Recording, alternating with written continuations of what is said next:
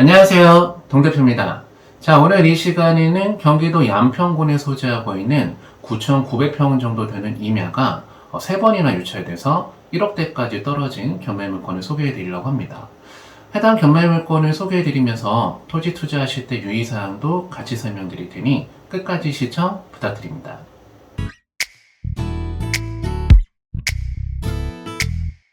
먼저 물건에 대한 정보를 같이 보시면 사건 번호는 2022타경 1683번 사건입니다. 소재지는 경기도 양평군 양동면 단성리에 위치하고 있는 임야가 경매물건 나왔고요.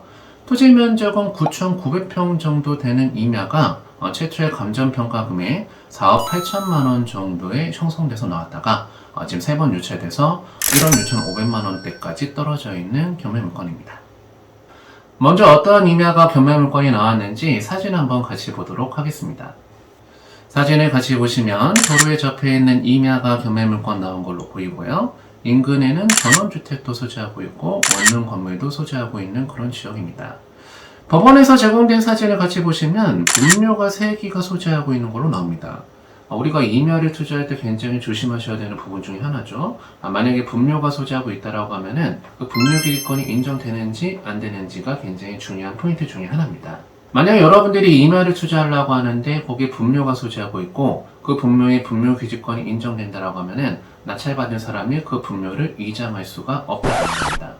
예전에는 분묘기득권이 해결이 안 되다 보니까 그 묘지를 그대로 두고 바로 옆에다 건축행위를 많이 했거든요.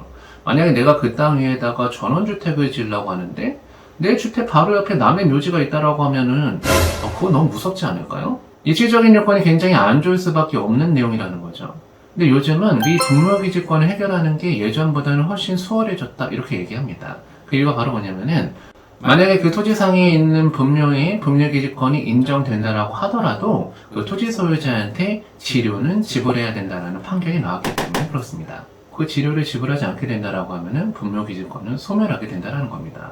여전히 분묘기지권은 토지를 투자할 때 골치 아픈 내용 중에 하나지만 예전보다는 해결 방법이 다소 수월해졌다라는 게 여러분들 알아두시면 좋은 내용 중에 하나입니다. 그러면 해당 토지는 입지적인 요건은 어떤가? 지금부터 지도를 보면서 그 위치를 같이 한번 보도록 하겠습니다. 지도를 보면서 위치를 같이 보시면 해당 경매물건은 제2 영동고속도로라고 불리는 광주 원주간 고속도로 동양평 IC 바로 인근에 있는 물건입니다. 그렇기 때문에 고속도로하고 접근성은 매우 좋은 물건입니다. 그 다음에 인근에는 단석 저수지가 소재하고 있고요. 그 다음에 해당 물건 동쪽 일대를 보시면은 너무나 유명한 관광지인 소금산이 소재하고 있는 그런 지역입니다. 고속도로하고 접근성이 좋고 저수지가 바로 인접해 있는 물건이기 때문에 해당 임야는 전방적인 입지 조건은 나쁘지 않은 물건으로 판단이 됩니다. 그 다음에 이 양평 지역의 추가적인 개발 이슈를 말씀드려보면은 지금 현재 경의중앙선은 지평역까지 연결이 되어 있죠. 원래는 경의중앙선은 유문역까지만 운행하는 전철이었는데 양평군의 요청으로 지평역까지 연장 운행을 하고 있죠. 지금 이 지역사회에서 얘기가 나오고 있는 것 중에 하나가 이 지평역까지 연결되어 있는 경의중앙선을 서원주역까지 연장 운행을 해야 된다는 그런 목소리들이 많이 나오고 있다는 겁니다.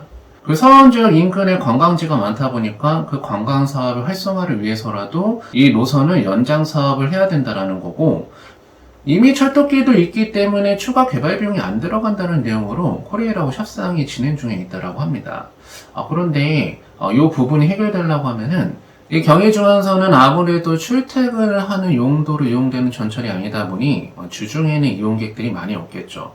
주말에는 이용객들이 많아질지 모르겠지만 과연 그 운행 비용이 타당성이 나오는지가 가장 중요한 문제 중에 하나겠습니다. 그 다음에 양평 지역은 제2수도권 외곽고속도로 사업과 송파 양평 간 고속도로 개발 사업이 추진 중에 있다는 게 또 한 가지 투자 포인트 중에 하나입니다.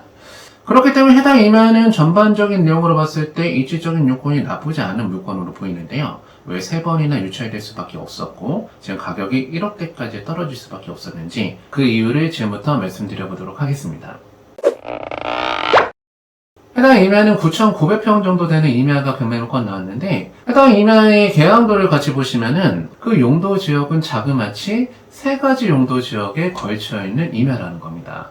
그 3가지 용도 지역은 하나는 계획관리 지역, 또 하나는 보전관리 지역, 또 하나는 농림지역으로 들어가는 땅인데 아무래도 이 세 가지 용도 지역에서 가장 좋은 용도 지역은 계획관리 지역이겠죠. 그런데 해당 땅의 용도 지역 중에서 그 계획관리 지역의 면적이 가장 작다라는 겁니다. 그 평수는 전체 9,900평 중에서 324평밖에 안 된다는 겁니다. 그렇기 때문에 가장 쓸모있는 용도 지역인 계획관리 지역의 그 면적이 가장 적다라는 게 한 가지 아쉬운 포인트인데요. 여기서 여러분들 토지 투자하실 때 굉장히 중요한 내용 중에 한 가지. 그럼 바로 토지가 두 가지 이상 용도 지역에 걸칠 때 작은 땅의 면적이 330제곱미터가 안 된다라고 하면은 큰 땅의 용도 지역이 따라간다는 겁니다.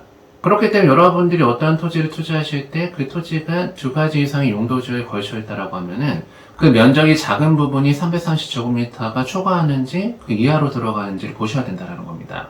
만약에 그 땅이 330제곱미터 이하로 들어가게 된다라고 하면은 큰 땅의 용도 지역을 따라가기 때문에 여러분들 그 토지를 개발할 때 그 용도가 달라질 수가 있다는 점을 반드시 아셔야 됩니다. 그런데 해당 토지는 작은 땅의 면적이 330제곱미터를 다 초과하기 때문에 각각의 용도 지역에 맞춰서 개발할 수가 있는 땅이다. 그렇기 때문에 저 계획관리지역 324평은 따로 개발할 수가 있고 그 다음에 문제가 되는 게 바로 뭐냐면은 그런데 가장 큰 문제 중에 하나가 이 땅의 가장 큰 면적을 차지하고 있는 필지가 9,500평 정도 되는데요. 그 땅의 30% 정도는 보전관리지역으로 들어가고 거의 대부분을 차지하고 있는 70%가 농림지역으로 들어간다는 겁니다. 그 30%로 들어가는 보전관리지역은 준보전산지입니다. 그 다음에 70%를 차지하고 있는 농림지역은 보전산지로 들어간다는 겁니다. 우리가 임야를 투자할 때 개발이 가능한 산지를 준보전산지라고 하고요. 개발이 불가능한 산지를 보전산지라고 하는데 그 보전산지에 대한 비율이 70%나 차지한다는 겁니다. 그렇기 때문에 이 땅은 굉장히 넓은 평수의 땅이 나온 건 맞지만 그 땅의 대부분이 개발이 안 되는 땅이라는 겁니다. 그렇기 때문에 이 토지는 계획관리 지역으로 들어가는 320평 정도는 개발이 가능해 보이는데요. 가장 큰 땅을 갖다가 개발하기가 좀 쉽지가 않다. 그렇다고 하면 가장 큰 땅이 보전관리 지역하고 농림지역으로 섞여 있다 보니까 이 보전관리 지역으로 들어가는 땅하고 농림지역을 갖다가 필지를 분할을 해서 보전관리 지역으로 들어가는 땅을 또 개발하게 되면은 개발할 수 있는 면적이 그나마 좀 커지지가 않을까 이렇게 생각이 되실 수도 있지만 임야를 투자하실 때 또 한 가지 중요한 포인트가 있습니다. 그건 바로 뭐냐면은 바로 경사도라는 겁니다. 만약에 어떠한 임야를 투자하실 때 그 경사가 너무 가파른 경사도를 보이고 있다고 하면은 그런 땅은 개발행위 허가가 나오지가 않는다라는 거죠. 이 땅은 이 도로에 붙어있는 계획관리 지역까지는 왕경사지로 나옵니다. 그렇기 때문에 이 땅을 개발하기엔 그렇게 큰 무리가 없어 보이는데 이 계획관리 지역 뒤부터 들어가는 보전관리 지역과 농림지역부터 극경사지다 이렇게 나옵니다. 그러다 보니까 경사도가 워낙 가파른 땅이다 보니까 이 땅의 일부가 보전관리 지역으로 들어간다고 하더라도 그 보전관리 지역조차 개발이 안 될 수도 있다는 거를 반드시 생각을 하고 투자를 해야 된다. 우리가 일반적으로 지자체마다 그 기준이 다 다르긴 하지만 경사도가 20도 이상 올라가게 된다고 하면은 웬만한 지자체에서는 다 개발행위 허가가 나오지를 않습니다. 그럼 여러분들이 그 경사도에 대한 내용을 반드시 알고 투자를 하셔야 되는데 우리가 육안으로 봤을 땐 경사도를 확인하기가 굉장히 어렵잖아요. 땅 투자를 많이 해보신 분들은 딱 보시면 경사도를 아시는데 일반적인 사람들은 육안으로 봤을 때는 그 경사도를 확인하기가 쉽지가 않다는 거. 그렇기 때문에 여러분들한테 그 경사도를 확인할 수 있는 굉장히 유용한 사이트를 하나 알려드리도록 하겠습니다. 그 사이트는 바로 임업정보 다드림이라고 하는 사이트입니다. 산림청에서 운영하고 있는 사이트로요. 이 사이트에 접속하셔서 해당 토지의 소재지만 입력하게 된다라고 하면은 그 토지의 경사도를 확인해 볼 수가 있는 아주 유용한 사이트입니다. 자, 그래서 임업정보 다드림 사이트에 접속해서 해당 토지를 검색해 보면은 그 경사도가 25도에서 30도 정도 된다 이렇게 나옵니다. 그렇기 때문에 그 경사도가 굉장히 가파른 그런 땅이라는 겁니다. 그렇기 때문에 이 토지는 보전관리 지역이 30% 정도 차지한다라고 하더라도 그 보전관리 지역으로 들어가는 땅까지도 개발을 못할 수가 있다는 점을 반드시 생각해보고 이차를 하셔야 된다. 그래서 종합적으로 말씀드리면은 9,900평 정도 되는 토지가 나왔는데 320평 정도만 개발이 가능하고 나머지 땅은 다 개발이 안 될 수도 있다는 거죠. 이 땅 전체를 갖다가 전원주택 용지로 활용해 보려고 하시는 분들한테는 맞지 않는 땅이 되겠죠. 요즘에 그런 프로들 많이 보지 않으십니까? 나는 자연인이다? 내가 집지어서 살고자 하는 땅 320평 정도, 나머지 9,500평은 내 뒷마당이다 이렇게 생각할 수가 있는 그런 땅이 나왔기 때문에 만약에 그러한 라이프를 꿈꾸시는 분들한테는 그게 가능한 토지라는 거죠. 그런 분들한테는 적정해 보이는 땅이 나왔으나 전체를 다 개발해 보려고 하시는 분들한테는 맞지 않는 토지로 보입니다. 그러다 보니 4억 8천만 원 정도 되는 토지가 3회나 유찰이 돼서 1억 6천만 원까지 떨어지지 않았나 이렇게 생각이 됩니다. 자, 오늘 여러분들하고 양평군에 소재하고 있는 임야물건 같이 한번 살펴봤습니다.